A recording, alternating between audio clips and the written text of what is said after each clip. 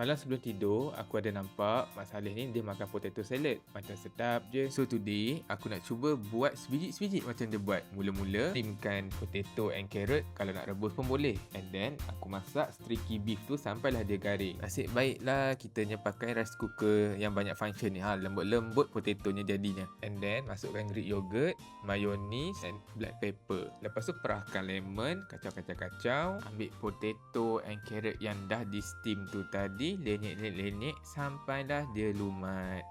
Ada telur, lupa pula. Telur ni pun tadi dah di steam, so kita lumatkan juga. And then kita letaklah timun jepun and juga sticky beef tu dekat atas dia.